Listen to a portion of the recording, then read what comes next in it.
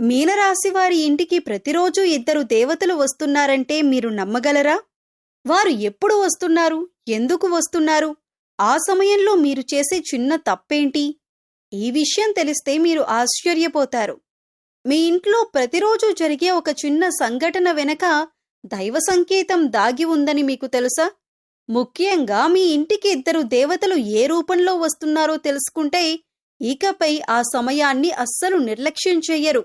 శ్రీ కాళికాదేవి జ్యోతిష్యాలయం ఎటువంటి సమస్యలైనా జ్యోతిష్యం చెప్పబడును. నమ్మిన స్త్రీ లేదా పురుషుడు రావడానికి ప్రత్యేకమైన వశీకరణ పూజ చేయబడును. భార్యాభర్తల సమస్యలు, ప్రేమ పెళ్లి సమస్యలు, కుటుంబ సమస్యలు, ఆర్థిక సమస్యలు, డబ్బు వ్యాపార సమస్యలు, ఆస్తి తగాదాలు, సమస్య ఏదైనా గురూజీని సంప్రదించండి. గురూజీ లక్ష్మణరాజు గారు. Cell number 8056397284. ఈ రోజు చెప్పబోయే విషయం చాలా ప్రత్యేకమైంది. మీ ఇంటికి ప్రతిరోజు ఇద్దరు దేవతలు వస్తున్నారని చెబితే ఆశ్చర్యంగా అనిపించవచ్చు. కానీ మన సాంప్రదాయాల్లో కొన్ని సమయాలను, కొన్ని సంఘటనలను దైవ అనుగ్రహానికి సంకేతాలుగా భావిస్తారు. అసలు ఆ ఇద్దరు దేవతలు ఎవరు? వారు ఏ సమయంలో మీ ఇంటికి వస్తారు? ఎందుకు వస్తారు? వారొచ్చినప్పుడు ఏ విధంగా ప్రవర్తించాలి? ఏ పనులు చేస్తే దైవానుగ్రహం మరింతగా లభిస్తుందని విశ్వసిస్తారు? ఈ విషయాలన్నింటినీ ఈ వీడియోలో చాలా స్పష్టంగా తెలుసుకుందాం. ముఖ్యంగా చివర్లో చెప్పబోయే విషయం చాలా ముఖ్యమైంది. కాబట్టి వీడియోను మధ్యలో స్కిప్ చేయకుండా చివరి వరకు తప్పకుండా చూడండి. ఎందుకంటే మీ ఇంట్లోనే ప్రతిరోజు కనిపించే ఒక సాధారణ విషయం వెనుక ఉన్న దైవ సంకేతమేంటో చివర్లో తెలుసుకోబోతున్నారు. అలాగే వీడియో నచ్చితే లైక్ చేసి మన ఛానల్ని సబ్స్క్రైబ్ చేసుకొని పక్కనే వచ్చిన బెల్ ఐకాన్ నొక్కి ఆల్ సెలెక్ట్ చేసుకుంటే ఇలాంటి ఆధ్యాత్మిక విశేషాలు అలాగే రాశి ఫలితాల వీడియోలు మీరు మిస్ కాకుండా చూడొచ్చు. మీరొక్కసారి ఆలోచించండి. మీ ఇంట్లోనే ఇద్దరు దేవతలు తిరుగుతూ మిమ్మల్ని రక్షిస్తున్నారని చెబితే మీరు నమ్మగలరా? మీరు కష్టాల్లో ఉన్నప్పుడు కనిపించకుండా మీకు అండగా నిలుస్తున్న ఆ దైవశక్తులను మీరు ఇప్పటి వరకు గుర్తించలేకపోయి ఉండొచ్చు. మీ ఇంట్లో జరిగే కొన్ని చిన్న చిన్న సంఘటనలను మనం సాధారణమైనవిగా భావిస్తాం. కానీ వాటి వెనక దైవ సంకేతం ఉండవచ్చని మన సంప్రదాయాలు చెబుతున్నాయి. ముఖ్యంగా ఈ విషయం మీకు మరింత ఆసక్తికరంగా ఉంటుంది. ఎందుకంటే మీ జీవితంలో కొన్ని సందర్భాల్లో మీరు ఊహించని విధంగా ప్రమాదం తప్పిపోవటం, చివరి నిమిషంలో ఒక సమస్యకు పరిష్కారం దొరకటం, చేయబోయే పని ఆగిపోయి తర్వాత అది మీకు మంచిదని అర్థం కావటం లాంటివి జరిగి ఉండొచ్చు. ఇది ఎలా జరిగింది అని మీరు ఆశ్చర్యపోయిన సందర్భాలు కూడా ఉండొచ్చు. ఇలాంటి సంఘటనలను చాలామంది యాదృచ్ఛికంగా భావిస్తారు. కానీ ఆధ్యాత్మిక విశ్వాసాల ప్రకారం ఇవి దైవరక్షణకు సంకేతాలుగా భావించవచ్చు.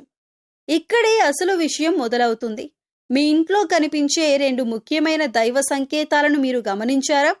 ఒకటి మీ ఇంట్లో శాంతి, క్షేమాన్ని సూచించే శక్తిగా భావిస్తే మరొకటి కష్టకాలంలో ధైర్యం, రక్షణను సూచించే శక్తిగా భావించవచ్చు. వీటిని మనం కేవలం కళ్లతో చూడాల్సిన అవసరం లేదు. దేవతా అనుగ్రహం అనేది కొన్ని సందర్భాల్లో మనకు ఎదురయ్యే మంచి పరిణామాల రూపంలో కూడా కనిపిస్తుందని పెద్దలు చెబుతారు. మీకు గతంలో రావాల్సిన ఒక అవకాశం చివరి నిమిషంలో దక్కిందా? మీరు వెళ్లాల్సిన చోట ఏదో కారణంతో వెళ్లకుండా ఆగిపోయి తర్వాత అక్కడ ఏదో సమస్య జరిగిందని తెలిసిందా?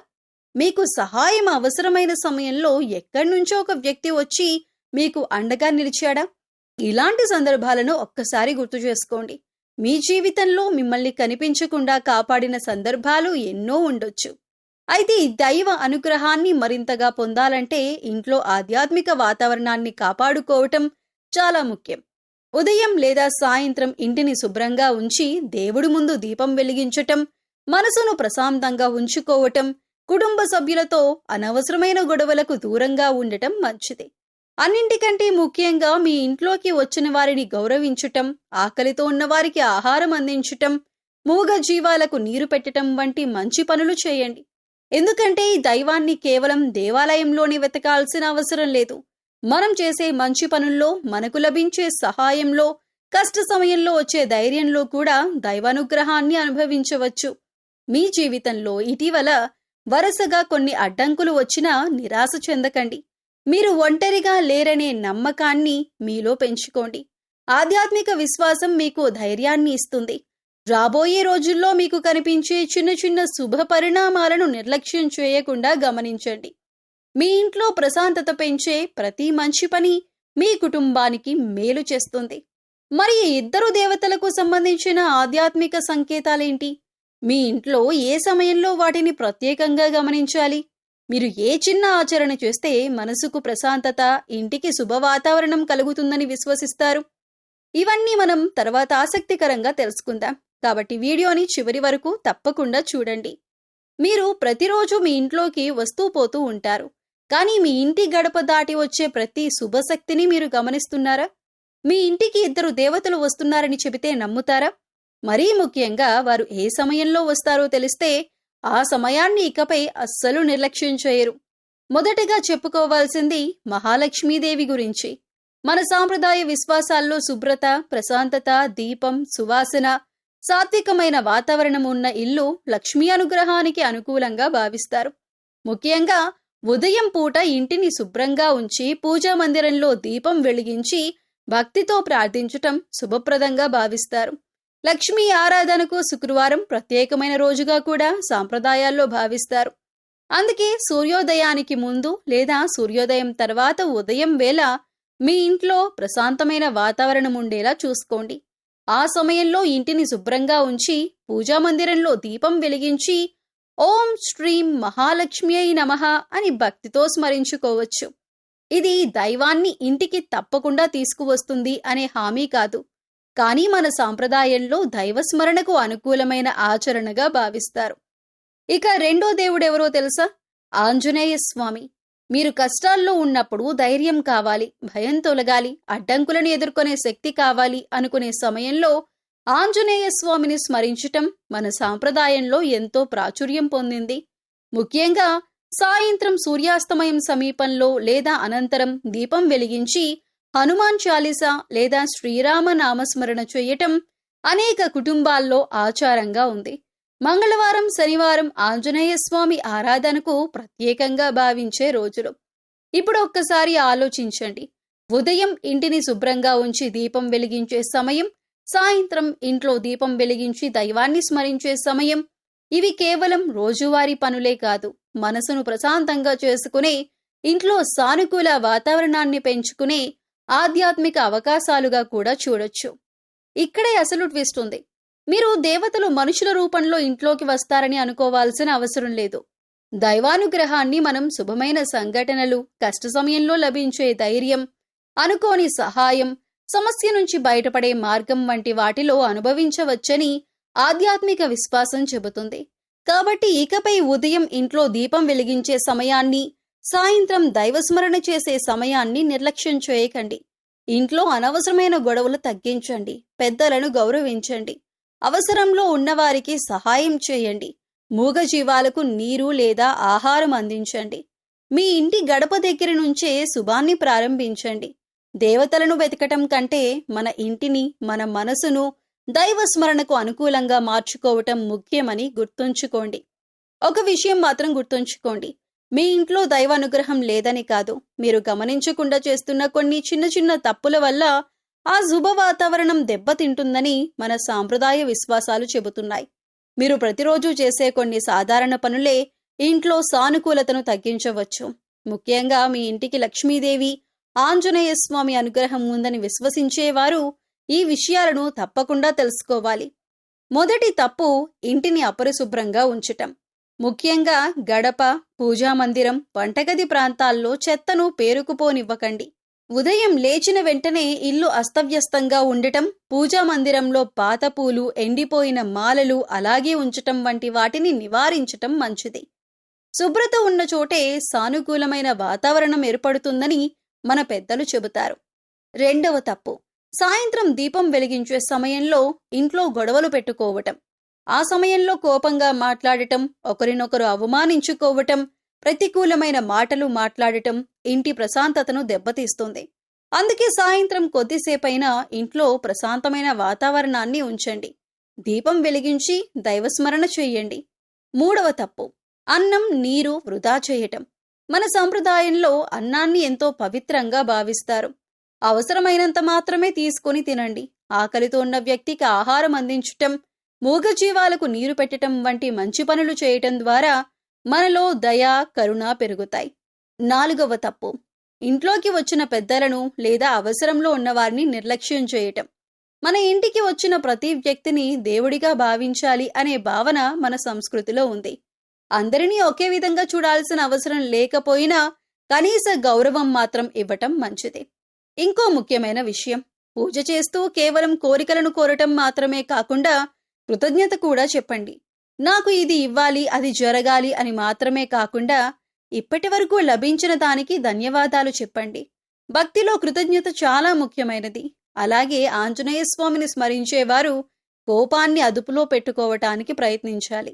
ఎందుకంటే దేవుడి ముందు దీపం వెలిగించి బయటకు వచ్చి అదే కోపంతో ఇతరులను బాధ పెట్టడం వల్ల ఆధ్యాత్మిక ఆచరణ యొక్క అసలు ఉద్దేశం నెరవేరదు. ఇక్కడ ఒక విషయాన్ని స్పష్టంగా గుర్తుంచుకోండి. దేవతలు నిజంగా ఇంట్లోకి వచ్చి అసంతృప్తిగా వెళ్లిపోతున్నారని నిర్ధారితంగా చెప్పటం కాదు. ఇవన్నీ మన సాంప్రదాయ విశ్వాసాలు, ఆధ్యాత్మిక భావనలు.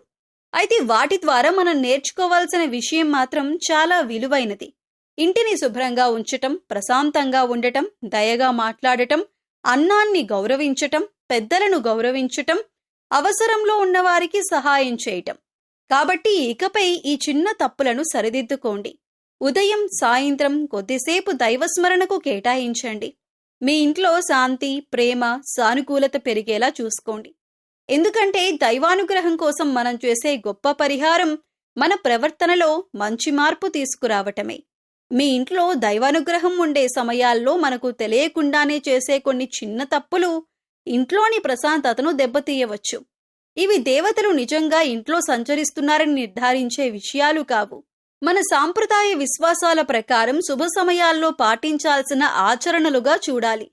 మరి ఆ తప్పులేంటి, వాటిని ఎలా సరిచేసుకోవాలో ఇప్పుడు తెలుసుకుందాం. మొదటిది, గడపను నిర్లక్ష్యం చేయటం. గడపను అపరిశుభ్రంగా ఉంచటం, చెత్తను అక్కడే వదిలివేయటం మంచిది కాదని మన పెద్దలు చెబుతారు. ముఖ్యంగా ఉదయం ఇంటిని శుభ్రం చేసి గడపను నీటితో శుభ్రపరిచి వీలైతే ముగ్గు వేయండి. ఇలా చేయటం వల్ల ఇంట్లో పరిశుభ్రతతో పాటు మంచి వాతావరణం ఏర్పడుతుంది. రెండవది, పూజా మందిరాన్ని నిర్లక్ష్యం చేయటం. పాత పూలు, ఎండిపోయిన దండలు, ఖాళీగా ఉన్న నూనె దీపాలు అలాగే ఉంచకండి. ప్రతిరోజు పూజా స్థలాన్ని శుభ్రంగా ఉంచి వీలైనంత వరకు ఉదయం లేదా సాయంత్రం దీపం వెలిగించండి. పూజ చేయటానికి ఎక్కువ సమయం లేకపోయినా కొన్ని నిమిషాలు ప్రశాంతంగా కూర్చొని దైవస్మరణ చేయటం మంచి అలవాటు. మూడవది, దేవుడిని స్మరించే సమయంలో ఇంట్లో గొడవలు పెట్టుకోవటం. ముఖ్యంగా సాయంత్రం దీపం వెలిగించే సమయంలో కోపంతో మాట్లాడటం, కుటుంబ సభ్యులను అవమానించటం, పెద్దగా అరవటం వంటివి తగ్గించండి. కోపం వచ్చినప్పుడు వెంటనే స్పందించకుండా కొద్దిసేపు మౌనంగా ఉండండి. అవసరమైతే ఆ విషయాన్ని తర్వాత ప్రశాంతంగా మాట్లాడి పరిష్కరించుకోండి. నాలుగవది, అన్నం, నీటిని వృధా చేయటం. మన సాంప్రదాయంలో అన్నాన్ని పవిత్రంగా భావిస్తారు. కాబట్టి అవసరమైనంత మాత్రమే వడ్డించుకొని తినండి. ఇంటి బయట చిన్న పాత్రలో పక్షులు, మూగజీవాల కోసం నీరు పెట్టడం కూడా మంచి సేవ. ఐదవది, ఇంట్లోకి వచ్చిన వారిని నిర్లక్ష్యంగా చూడటం. ప్రతి ఒక్కరిని సంతోషపెట్టాల్సిన అవసరం లేదు, కానీ కనీస గౌరవంతో మాట్లాడటం మాత్రం మన సంస్కారంలో భాగం. ముఖ్యంగా వృద్ధులు, అవసరంలో ఉన్నవారు వచ్చినప్పుడు వీలైనంత సహాయం చేయండి. ఇక నెగటివ్ మాటలు ఎక్కువగా మాట్లాడటం. నాకు ఏదీ కలిసి రావటం లేదు, నా జీవితంలో మంచిది జరగదు అని పదే పదే చెప్పటం మన ఆలోచనలను మరింత ప్రతికూలంగా మార్చవచ్చు. దానికి బదులుగా సమస్య ఉన్నా నేను ప్రయత్నిస్తాను, పరిష్కారం దొరుకుతుంది అనే ధైర్యమైన ఆలోచన పెంచుకోండి. దైవారాధనను కేవలం కోరికలు తీర్చుకోవడానికి మాత్రమే పరిమితం చేయకుండా దేవుణ్ణి స్మరించినప్పుడు ముందుగా కృతజ్ఞత చెప్పండి. మీకు లభించిన ఆరోగ్యం, కుటుంబం, ఆహారం, అవకాశాలకు ధన్యవాదాలు చెప్పండి. ఈ మార్పులు చేయటానికి పెద్ద పరిహారాలు అవసరం లేదు. ఇంటిని శుభ్రంగా ఉంచటం, ఉదయం సాయంత్రం దీపం వెలిగించటం, దైవస్మరణ చేయటం, కోపాన్ని తగ్గించటం, అన్నాన్ని గౌరవించటం, మూగజీవాలకు నీరు పెట్టటం, అవసరంలో ఉన్నవారికి సహాయం చేయటం. ఇవే ఎంతో విలువైన ఆచరణలు. ఇకపై దేవతలు నా ఇంటికి వస్తున్నారా అని వెతకటం కంటే నా ఇంట్లో దైవస్మరణకు, శాంతికి, మంచి పనులకు నేను స్థానం ఇస్తున్నానా అని మీరే మిమ్మల్ని ప్రశ్నించుకోండి. మీ ప్రవర్తనలో మంచి మార్పు వచ్చినప్పుడు అదే మీ ఇంట్లో నిజమైన శుభానికి మొదటి అడుగు. నా కష్టం ఎప్పుడు తీరుతుంది అని ఎన్నోసార్లు మీలో మీరు ప్రశ్నించుకున్నారా? అయితే ఇప్పుడు చెప్పబోయే ఆచరణలు మీకొక కొత్త ఆశను కలిగిస్తాయి. ముందుగా ఒక విషయం గుర్తుంచుకోండి. ఈ పరిహారాలు చేస్తే వెంటనే అద్భుతం జరుగుతుందని లేదా జీవితంలో ఎలాంటి సమస్యలు ఇక ఉండవని హామీ ఇవ్వలేం. కానీ మన సాంప్రదాయ విశ్వాసాల ప్రకారం భక్తితో చేసే మంచి పనులు మనసుకు ప్రశాంతతను, జీవితంలో సానుకూలమైన మార్పులను తీసుకురావటానికి తోడ్పడతాయి. ప్రతిరోజు ఉదయం ఇంటిని శుభ్రంగా ఉంచి పూజా మందిరంలో ఒక దీపాన్ని వెలిగించండి. దీపం ముందు కాసేపు ప్రశాంతంగా కూర్చొని మీకు ఇష్టమైన దేవుడిని స్మరించండి. నా కుటుంబానికి శాంతి, ఆరోగ్యం, ధైర్యం ఇవ్వండి, నేను ఎదుర్కొంటున్న సమస్యలను అధిగమించే శక్తినివ్వండి అని మనస్ఫూర్తిగా ప్రార్థించండి. సాయంత్రం ఇంట్లో దీపం వెలిగించే సమయంలో కుటుంబ సభ్యులంతా వీలైనంత ప్రశాంతంగా ఉండేలా చూసుకోండి. ఆ సమయంలో గొడవలు, కోపం, పరస్పర నిందలు తగ్గించండి. ఎందుకంటే దైవారాధన అంటే కేవలం దీపం వెలిగించటం కాదు, మన మాటల్లో, మన ప్రవర్తనలో కూడా ప్రశాంతతను తీసుకురావటం. మీరు మంగళవారం లేదా శనివారం ఆంజనేయ స్వామిని భక్తితో స్మరించుకోవచ్చు. వీలైతే ఆలయానికి వెళ్లి దర్శనం చేసుకోండి. హనుమాన్ చాలీసా లేదా శ్రీరామ నామ స్మరణ చేయండి. ఇది భయం, ఆందోళన సమయంలో మనసుకు ధైర్యాన్ని కలిగించే ఆధ్యాత్మిక ఆచరణగా భావించవచ్చు. శుక్రవారం లక్ష్మీదేవిని స్మరించుకుని ఇంటిని శుభ్రంగా ఉంచి దీపం వెలిగించండి. ఇంట్లో ఉన్న ఆహారాన్ని వృధా చేయకుండా గౌరవించండి. వీలైనప్పుడు అవసరంలో ఉన్నవారికి ఆహారం అందించండి. మీకు చేతనైనంత చిన్న సహాయం చేసినా అది మీలోని దయను పెంచుతుంది. ఇక చాలా ముఖ్యమైన పరిహారం మూగజీవాలకు నీరు, ఆహారం అందించటం. వేసవి కాలంలో పక్షులకు నీటి పాత్ర పెట్టటం, ఆకలితో ఉన్న జంతువుకు ఆహారం పెట్టటం వంటి చిన్న సేవలను అలవాటుగా చేసుకోండి. దయాకరుణతో చేసే సేవ మనసుకు ఎంతో సంతృప్తినిస్తుంది. మీరు గతంలో ఎదుర్కొన్న ప్రతి కష్టం మీ జీవితాన్ని బలంగా మార్చిన ఒక పాఠంగా భావించండి. మీరు కార్చిన ప్రతి కన్నీటికి ప్రపంచం వెంటనే సమాధానం ఇవ్వకపోయినా మీలో పెరిగిన ధైర్యమే ఒకరోజు మీకు గొప్ప ఫలితాన్ని అందించవచ్చు. ఇకపై భయంతో కాదు, నమ్మకంతో ముందుకు నడవండి.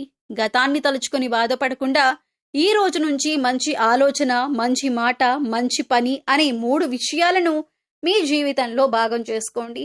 మీరు ఈ పరిహారాలను భక్తితో, నియమంతో చేసుకుంటూ మీ ప్రయత్నాలను కూడా కొనసాగిస్తే అడ్డంకులను ఎదుర్కొనే మీ శక్తి పెరుగుతుంది. ఇన్ని రోజులు మీకు కన్నీళ్లు తెప్పించిన పరిస్థితులే రేపు మీ విజయానికి కారణమయ్యే రోజులు రావాలని కోరుకుందాం. మీ జీవితంలో ప్రశాంతత, ధైర్యం, శుభపరిణామాలు పెరగాలని మనస్ఫూర్తిగా ప్రార్థిద్దాం. ఇక గుర్తుంచుకోండి, దైవాన్ని నమ్మండి, మంచి పనిని కొనసాగించండి, మీ ప్రయత్నాన్ని మాత్రం ఎప్పుడూ ఆపకండి. మీలో ఉన్న ఆశే మీ జీవితంలో కొత్త మార్పుకు మొదటి అడుగు. ఒక్కసారి ఆలోచించండి, మీ ఇంట్లో దైవానుగ్రహం ఉందని నమ్ముతున్నప్పుడు మీ చేతుల్లోకి వచ్చే అవకాశాలను మీరు స్వయంగా దూరం చేసుకుంటున్నారా? మీ ఇంటికి వస్తున్న దైవశక్తి అనుగ్రహంతో ధనాభివృద్ధికి మార్గాలు తెరుచుకునే అవకాశం ఉన్నా మీరు చేస్తున్న ఒక చిన్న పొరపాటు మాత్రం మీకు తెలియకుండానే అడ్డంకిగా మారుతుందేమో. అసలు ఆ పొరపాటేంటో తెలుసా? మీకొచ్చిన డబ్బును నిలుపుకోకుండా, ఆలోచన లేకుండా ఖర్చు చేయటం. కొంతమంది ఎంత సంపాదించినా నెలాఖరుకు చేతిలో ఏమీ మిగలదు. అవసరం ఉన్నా లేకపోయినా కొనటం, ఇతరులను చూసి ఖర్చు చేయటం, చిన్న చిన్న విషయాలకు పదే పదే డబ్బు వెచ్చించటం, ఇలా తెలియకుండానే ఆదాయం కంటే ఖర్చు పెరిగిపోతుంది. అయితే ఇకపై మీరు చేయాల్సింది చాలా సులభం. ప్రతి నెల మీకు ఆదాయం వచ్చిన వెంటనే మొత్తం డబ్బును ఖర్చు చేయకుండా ముందుగా కొంత మొత్తాన్ని పొదుపు కోసం పక్కన పెట్టండి. ఎంత చిన్న మొత్తమైనా సరే నియమంగా పొదుపు చేయటం అలవాటు చేసుకోండి. మిగిలిన డబ్బును అవసరాలకు ఉపయోగించుకోండి. ఆకస్మికంగా వచ్చే ఖర్చుల కోసం కూడా కొంత మొత్తాన్ని ఉంచుకోండి. అలాగే డబ్బు వచ్చినప్పుడు గర్వపడకండి, డబ్బు లేనప్పుడు నిరాశ చెందకండి. సంపద అనేది కేవలం ఎక్కువ డబ్బు ఉండటం కాదు, దాన్ని సరిగ్గా ఉపయోగించే జ్ఞానం ఉండటం కూడా సంపదే. మీరు చేస్తున్న ఈ ఒక్క పొరపాటును సరిచేసుకుని పొదుపు, క్రమశిక్షణ, దైవస్మరణ, మంచి పనులు అనే 4 విషయాలను పాటిస్తే మీ జీవితంలో ఆర్థిక స్థిరత్వానికి మంచి పునాది ఏర్పడుతుంది. ఈ రోజు నుంచి ఆ ఒక్క పొరపాటును వదిలేయండి. డబ్బును గౌరవించండి. అవసరమైన చోట ఖర్చు చేయండి, కొంత పొదుపు చేయండి, మంచి పనులకు కొంత భాగాన్ని ఉపయోగించండి. ఇన్ని రోజులు మీరు ఎంత ఓర్పుగా ఉన్నారో, ఎన్ని పరిస్థితులు ఎదురైనా వెనక్కి తగ్గకుండా ముందుకు సాగారో మీకు తెలుసు. అందుకే ఇప్పుడు మీ జీవితంలో దైవానుగ్రహానికి అనుకూలమైన సమయం వచ్చిందని ఆధ్యాత్మిక విశ్వాసంగా భావించవచ్చు. ఎవరితోనూ చెప్పుకోలేని బాధలను మనసులోనే దాచుకున్నారు. ఎన్నో సందర్భాల్లో కన్నీళ్లు వచ్చినా కుటుంబం కోసం, మీ భవిష్యత్తు కోసం మౌనంగా భరించారు. మీరు ఎదుర్కొన్న ప్రతి కష్టం మీలో ధైర్యాన్ని పెంచింది. ప్రతి నిరాశ మీకు ఒక పాఠాన్ని నేర్పింది. ఇప్పుడు అదే అనుభవం రాబోయే రోజుల్లో మంచి నిర్ణయాలను తీసుకోవటానికి మీకు సహాయపడుతుంది. మీరు ఇన్ని రోజులు ఓర్పుతో నడిచారు కాబట్టే ఇప్పుడు మీ జీవితంలో ఆశను పెంచుకునే సమయం వచ్చింది. మీ కన్నీళ్ల స్థానంలో ఆనందం రావాలని, మీ కష్టాలకు మంచి ఫలితం లభించాలని మనస్ఫూర్తిగా కోరుకుంటున్నాం. ఈ వీడియోలో మేము చెప్పిన విషయాలు మీకు నచ్చి మీ మనసుకు కనెక్ట్ అయితే ఓం శ్రీ మాత్రే నమః అని కామెంట్లో ఒక్కసారి రాయండి. ఈ మాట మీకు మాత్రమే కాదు, మీ కుటుంబానికి కూడా శుభం కలగాలని కోరుకునే ఒక మంచి సంకల్పంగా భావించండి. ఈ విషయం మీకు మాత్రమే కాదు, మీనరాశికి చెందిన మీ కుటుంబ సభ్యులు, స్నేహితులు ఎవరైనా ఉంటే వారికి కూడా చేరేలా ఈ వీడియోను తప్పకుండా షేర్ చేయండి. మీ ఒక్క షేర్ వాళ్లకు కూడా ఒక మంచి ఆశను కలిగించవచ్చు. ఇలాంటి ఆధ్యాత్మిక విషయాలు, రాశి ఫలాలు, దైవ సందేశాలు ప్రతిరోజు మీ ముందుకు రావాలంటే మన ఛానల్ను సబ్స్క్రైబ్ చేసి పక్కనే ఉన్న గంట గుర్తును నొక్కటం మాత్రం మర్చిపోవద్దు. మళ్ళీ మరో అద్భుతమైన విషయంతో కలుద్దాం. అప్పటి వరకు దైవాన్ని నమ్మండి, మంచిని ఆచరించండి, ధైర్యంగా ముందుకు సాగండి. ఓం శ్రీ మాత్రే నమః. జై శ్రీరామ్.